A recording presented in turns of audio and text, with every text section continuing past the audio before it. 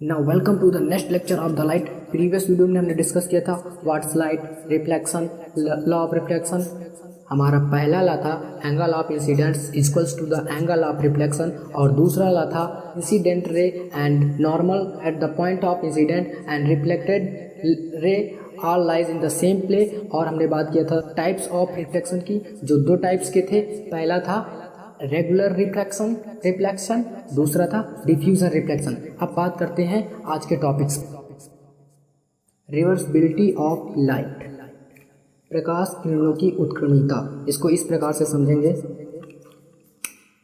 ये एक मिरर है। मिरर, कोई भी मिरर हो वो एक तरफ पॉलिश्ड होता है, ये पॉलिश्ड मिरर है। अब मान लीजिए ये इधर कहीं पर एक सन है,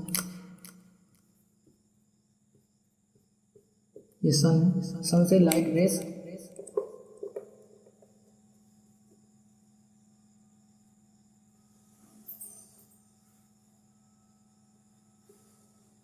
ये लाइट रेस इंसिडेंट हो रही है मिरर पर।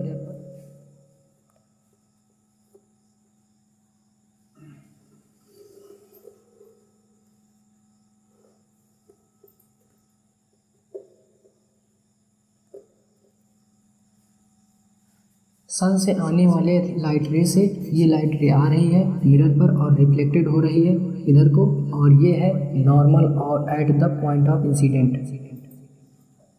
Normal at the point of incident, ये है normal at the point of incident. तो बेसिकली रिवर्सिबिलिटी का गुण देखिए कैसे समझेंगे। ये लाइट रेस, ये इंसिडेंट रे है, ये नॉर्मल है। रुक जाइए एक मिनट, ये इंसिडेंट रे है, ये नॉर्मल है, और ये रिफ्लेक्टेड रे है। ये रिफ्लेक्टेड रे है, ये रिफ्लेक्टेड रे है, और ये इंसिडेंट रे है। सनलाइट आई, रिफ्लेक्ट होकर इधर चली गई। अब मान लीजिए कि सन इधर नहीं है, सन को उठाकर इधर कर लेते हैं। ये सन इधर से आ रहा है। अब जो है लाइट रे इधर से इंसिडेंट हो रही है, इधर से इंसिडेंट हो रहे हैं, तो ये हो जाएगा इंसिडेंट रे। अब ये इंसिडेंट रे हो गया तो ये रिफ्लेक्टेड रे हो जाएगी। अब जो ये रिफ्लेक्टेड रे होगी ये उसी सेम पाथ को गेन करेगा। जब ये वाली लाइट रे फिर उसी एंगल पर इंसिडेंट होगी तो रिफ्लेक्टेड वाली लाइट जो है रे है वो उसी पाथ को फॉलो करेगा, उसी पाथ पर रिफ्लेक्ट होगी। यही है रिवर्सिबिलिटी ऑफ द लाइट। अब लाइट से सन से मुझे एक एग्जांपल आ रहा है। क्लासरूम में कुछ ऐसे बच्चे होते हैं जो अपनी बात से विंडो से आने वाली धूप को रिफ्लेक्ट करके क्लास टीचर को डिस्टर्ब करने में बहुत मज़ा लेते थे। तो चलिए बात करते हैं क्वेश्चन की। If the angle of incidence 0 degree then find the angle of reflection. देखिए क्वेश्चन कैसे करेंगे। प्रीवियस वीडियो में अब इसके बारे में मैंने बताया था। ये एक मिरर है, कल इसे बताता हूँ। ऐसे सोल्यूशन प्रीवियस वीडियो में रिफ्लेक्शन, लॉ ऑफ रिफ्लेक्शन बताया था। Incident angle is equal to reflected angle. Angle of incidence दिया हुआ है 0 डिग्री, देन रिफ्लेक्टेड एंगल कितना होगा 0 डिग्री। तो देखिए इसको फिगर से समझते हैं। ये नॉर्मल है, ये नॉर्मल है और ये मिरर है। नॉर्मल है तो देखिए ये इंसिडेंट रे आई, इंसिडेंट रे आई, इंसिडेंट रे और नॉर्मल के बीच का एंगल होता है एंगल ऑफ इंसिडेंट। तो ये 0 डिग्री है, 0 डिग्री है तो इसको देखिए ऐसे करेंगे। 0 डिग्री है तो ये इसी पर आएगी, ऐसे आएगी। और जब एंगल ऑफ इंसिडेंट हो गया, ये इंसिडेंट रे हो गई और एंगल ऑफ इंसिडेंस 0 हो गया। अब रिफ्लेक्टेड रे भी 0 पर रिफ्लेक्ट होगी, तो देखिए ये इसी पर रिफ्लेक्ट होगी, यानी ये स्ट्रेट लाइन हो जाएगी, इसी पर रिफ्लेक्ट हो जाएगी। अब बात करते हैं इमेज यानी प्रतिबिंब की। प्रतिबिंब क्या होता है?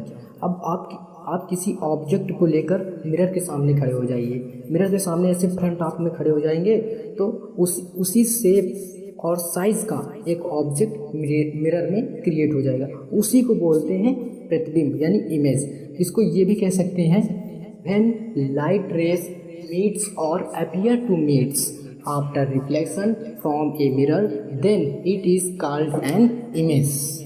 इमेज आर टू टाइप्स, पहला है रियल इमेज, दूसरा है वर्चुअल इमेज। रियल इमेज यानी वास्तविक प्रतिबिंब और वर्चुअल इमेज यानी आभासी प्रतिबिंब। रियल इमेज वो होते हैं जो लाइट रेस, जब किसी ऑब्जेक्ट से लाइट, ऑब्जेक्ट के किसी बिंदु से लाइट रेस चल के रियल में मिलती है, किसी बिंदु पर रियल में जाकर दूसरे बिंदु पर मिलती हैं और मीट्स मिलती हैं, और उसे बोलते हैं वास्तविक इमेज, रियल इमेज। और जब अपीयर टू मीट्स यानी मिलती हुई प्रतीत होती हैं, मिलती हुई प्रतीत होती हैं, तो उसे कहते हैं वर्चुअल इमेज। बात करते हैं formation of image by any plane mirror. Plane mirror तो आप जानते होंगे, यही है प्लेन मिरर जो आप डेली घर में देखते हैं। तो इमेज का फॉर्मेशन करना है तो इमेज के फॉर्मेशन के लिए कोई ऑब्जेक्ट होना चाहिए। माना ये मिरर M1 है, M1 M2, मिरर के M से हम इसको डिनोट कर रहे हैं M1 M2। अब फॉर्मेशन ऑफ इमेज करना है तो कोई ऑब्जेक्ट होगा, उसी का फॉर्मेशन होगा।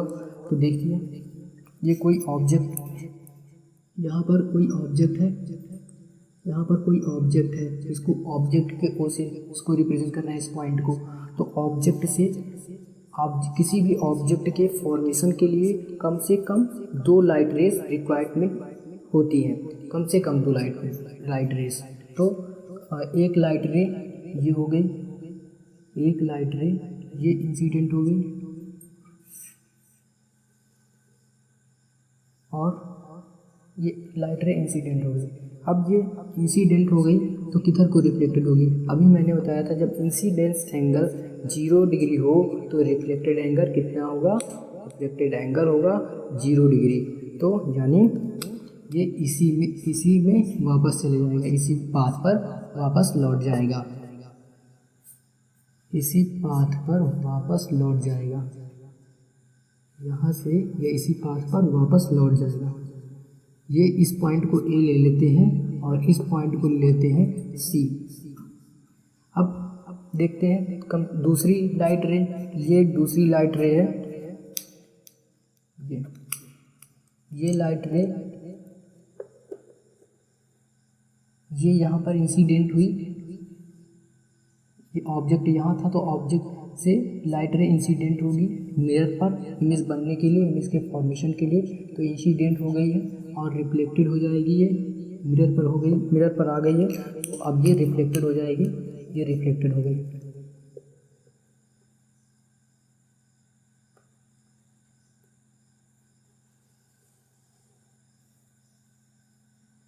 ये रिफ्लेक्टेड रे हो गई। तो अब नॉर्मल बना देते हैं इसमें, ये नॉर्मल हो गया। आप लोगों को मैंने बताया था कि दूसरा लॉ, पहला लॉ रिफ्लेक्शन में कि वो angle of incident and angle of reflection दोनों सेम होते हैं। तो ये दोनों एंगल सेम होंगे जो कि देखने में लग रहे हैं सेम है। अब जो ये दोनों रिफ्लेक्टेड लाइट रेस हैं, दोनों रिफ्लेक्टेड लाइट रेस हैं, ये वाली यानी ये हो गई AC और ये इसको B मान लेते हैं, ये B और ये D। ये दो रिफ्लेक्टेड रे कौन कौन सी? AC और BD। इन दोनों को पीछे बढ़ाते हैं, पीछे बढ़ाएंगे तो इमेज फॉर्म हो जाएगा। पीछे बढ़ाएंगे इसको और देखेंगे जहाँ पर कट करेंगे, जिस पॉइंट पर ये पीछे किसी पॉइंट पर एक दूसरे को कट करेंगे और इमेज का फॉर्मेशन वहीं पर हो जाएगा। जो ये ऑब्जेक्ट ऊपर है इसी का इमेज आ जाएगा।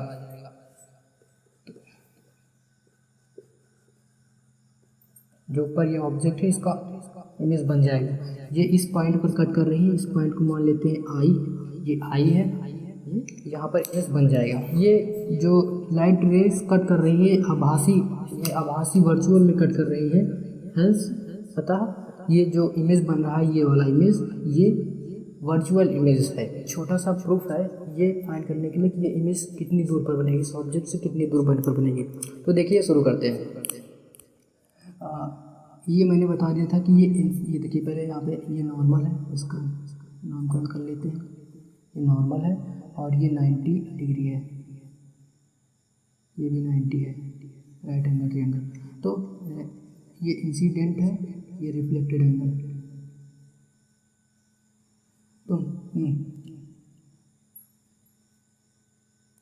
तो देखते हैं कि ये ऑब्जेक्ट से रिफ्लेक्ट होने वाला जो एंगल है इंसिडेंट एंगल और ये रिफ्लेक्टेड एंगल, ये दोनों इक्वल होंगे। तो इसको ऐसे लिखते हैं, कौन सा angle, OBN equals to NBD। Incident angle reflected angle equal होते हैं, तो ये कौन सा है, OBN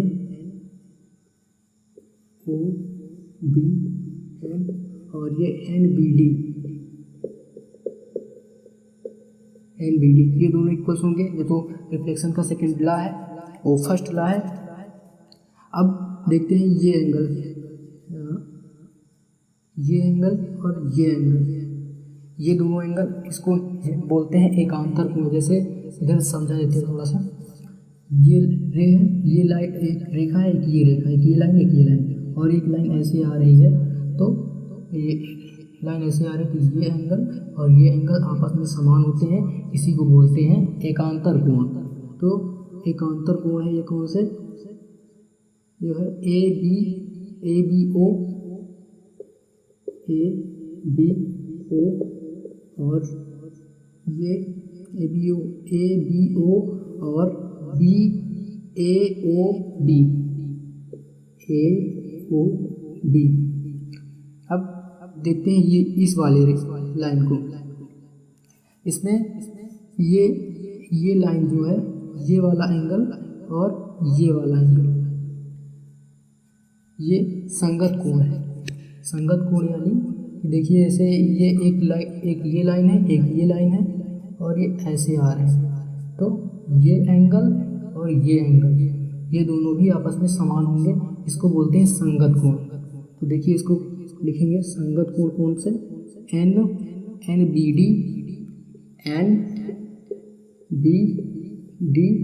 और ये एंगल कौन सा हो गया, AIB। अब इन ट्रायंगल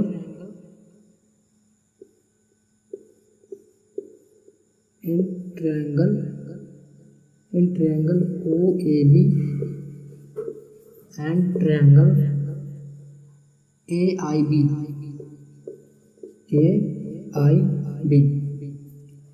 इस ट्रायंगल में ये वाला एंगल मैंने देखा कि ये इसके बराबर है, और ये दोनों आपस में बराबर होते ही हैं, और ये वाला मैंने इसके बराबर प्रूव कर दिया।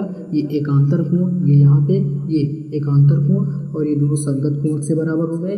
ये ला है, पहला ला है, और ये इसका मतलब कि ये एंगल और ये एंगल आपस में इक्वल होंगे। तो इसको ऐसे लिख सकते हैं कि AOB angle AOB equals to the angle AIB।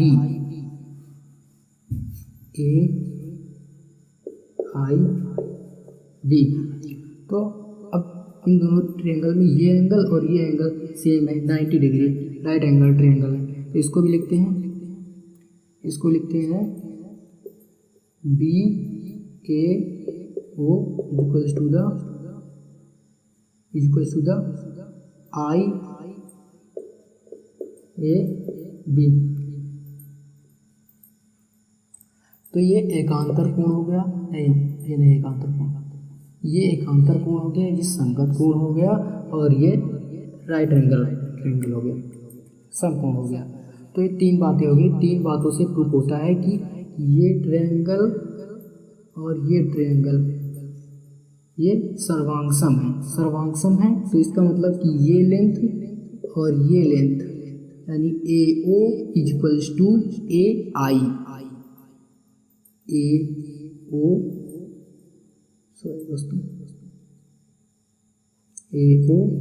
Equals to AI, ये प्रूफ हो गया।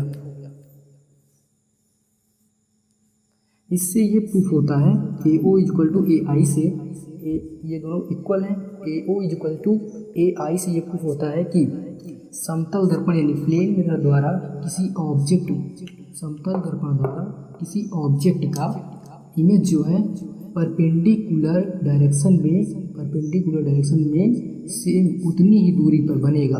जितनी ही दूरी पर मिरर से ऑब्जेक्ट रखा हुआ है, क्योंकि ये लेंथ बराबर है। एक बात और बता दूं दोस्तों, जब आप मिरर के सामने कोई ऑब्जेक्ट है तो उसको आप मिरर के सामने ले जाएंगे, पास ले जाएंगे, तो उसकी इमेज भी मिरर के पास आएगी। जब दूर ले जाएंगे ऑब्जेक्ट को तो इमेज भी मिरर से दूर हटेगी।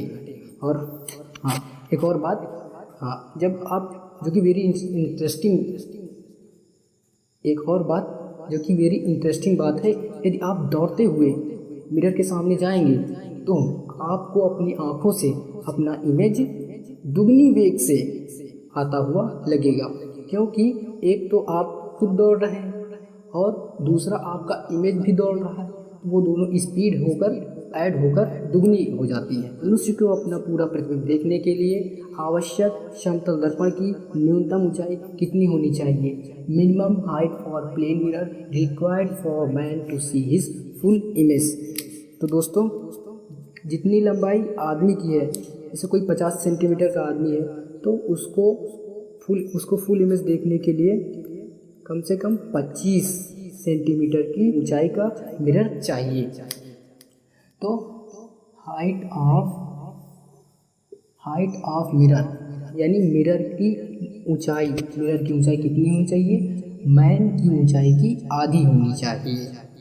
आई होप ये वीडियो आपको पसंद आया होगा। Thanks for watching. Please like share.